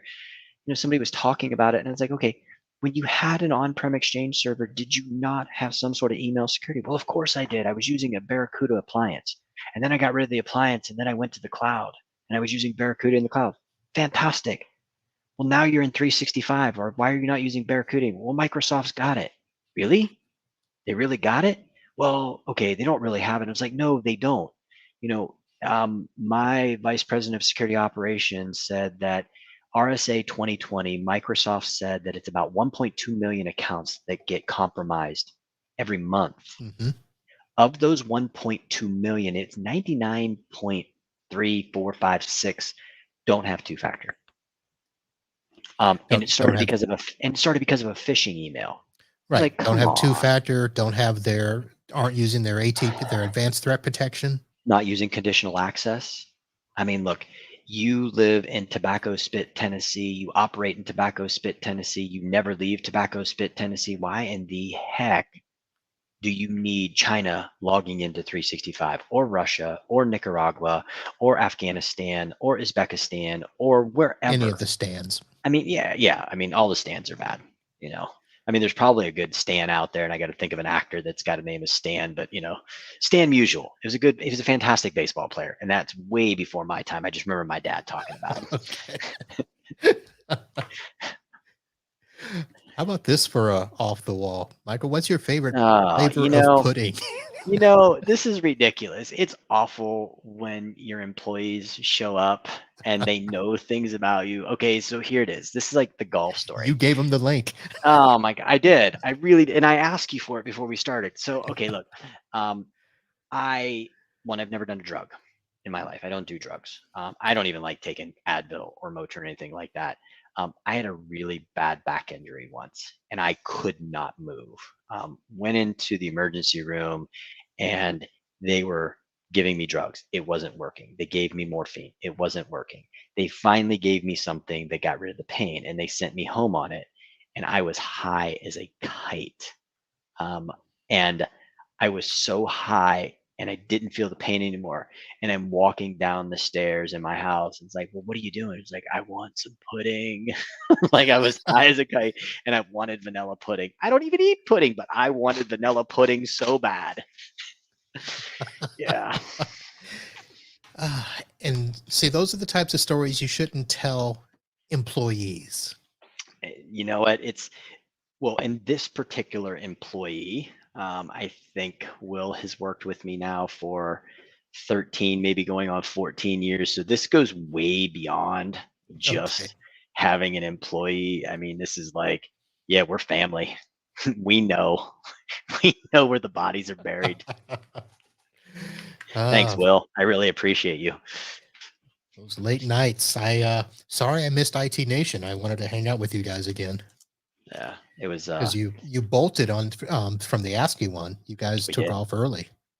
We had to. Well, because we were, we did the ASCII event in Orlando, and then the very following week we did the ASCII event in Maryland, And then that same week, we flew down to Dallas to do the Technology Alliance Group conference. And then we left straight from there to go to IT Nation. So we were on a little bit of a whirlwind tour. Wow. So let me ask this question. I don't ask vendors much, but do you guys really get a ton out of all that traveling to all those events? Yeah, we do. Okay. Um, it is quite often said to us, I've never heard about you guys. Um, and I have been a very untraditional founder, CEO. One, I don't do social media. I don't have social media myself. So that's a foreign area for me. And I don't market us that way. Also, I believe that word of mouth matters. And so, in 20 years, we've really grown this business a lot through word of mouth. As we made a decision probably, I don't know, 6 years ago to become a channel focused only organization, we knew we had to find ways to talk to MSPs. And we broke into it. The very first conference we ever did was an ASCII conference. And we've now done Robin Robbins, and we've done IT Nation, and we've done IOTSA, and we've done some of these other conferences. We were going to do DattoCon this year, but it got canceled. What we're starting to find is that we really have a compelling story. And we've been very fortunate because we've been on the CRN Security 100 list for years. We've been a global MSSP, 250 for years at this point in time. I don't do a really good job of, in the infamous words of a former sales director that worked here, I do not do a good job of celebrating who we are.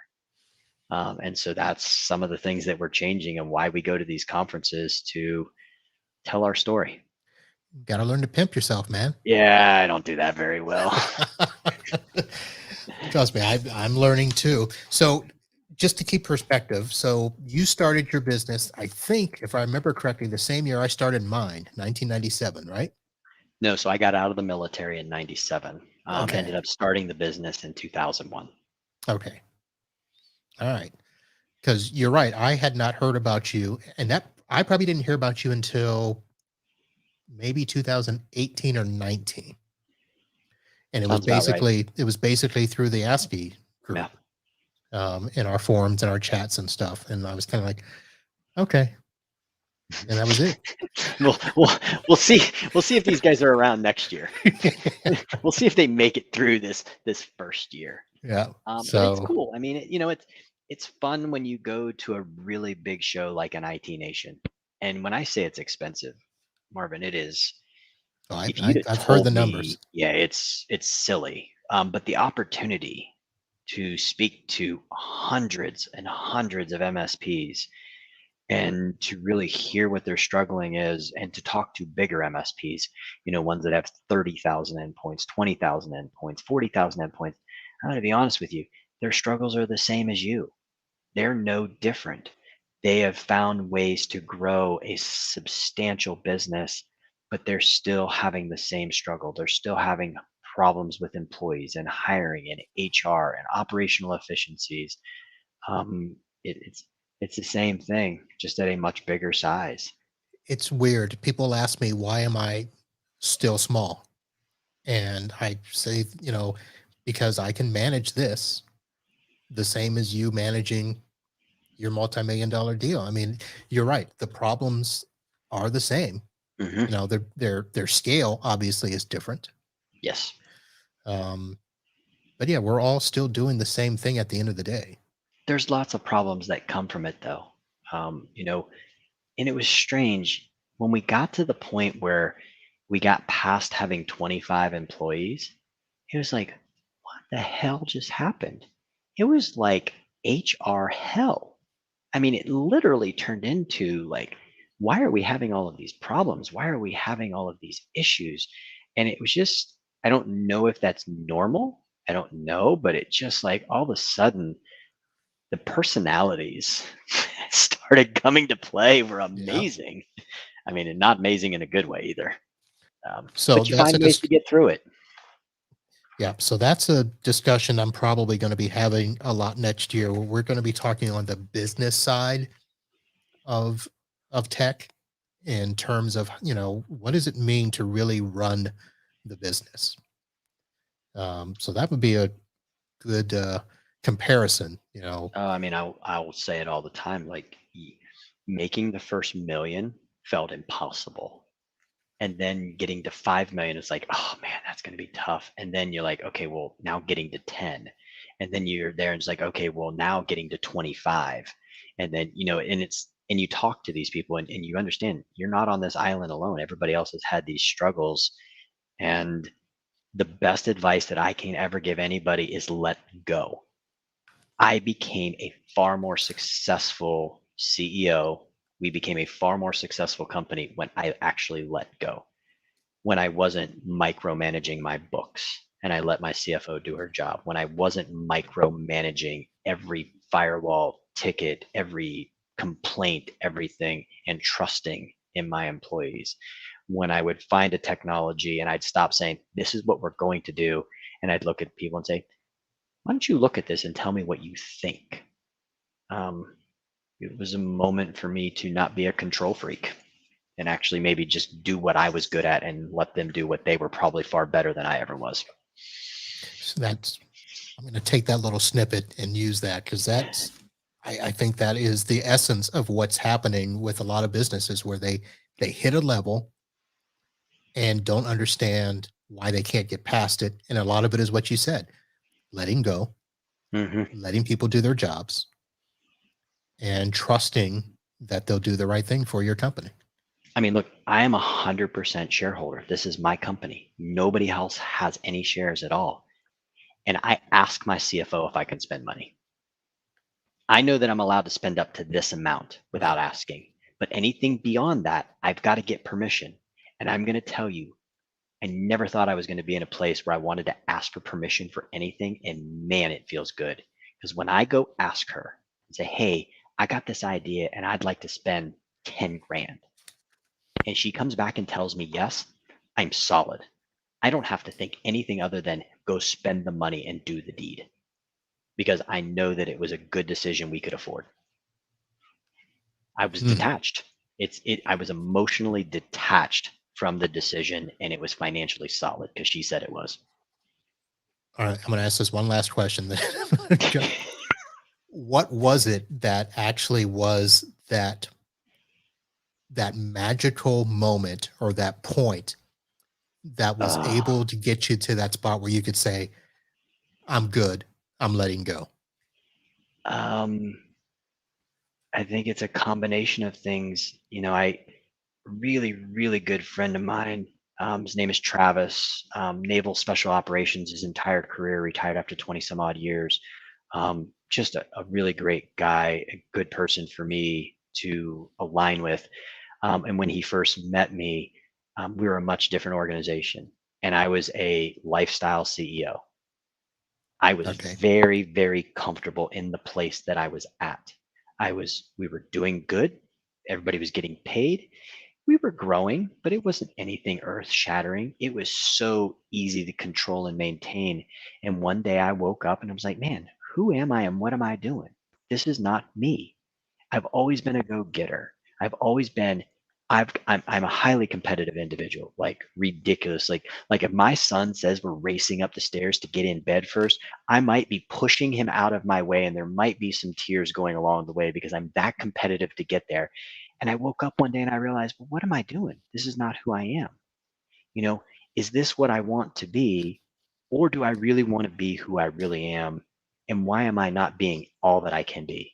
And not to use that, army slogan, but I mean, that was it. I just woke up one day and realized this wasn't who I was. I wanted to be more. I wanted to be something more than I was allowing myself to be. And so I made a change. I had to be something different. And it really wasn't being something different. It was just going back to what I really was. Right.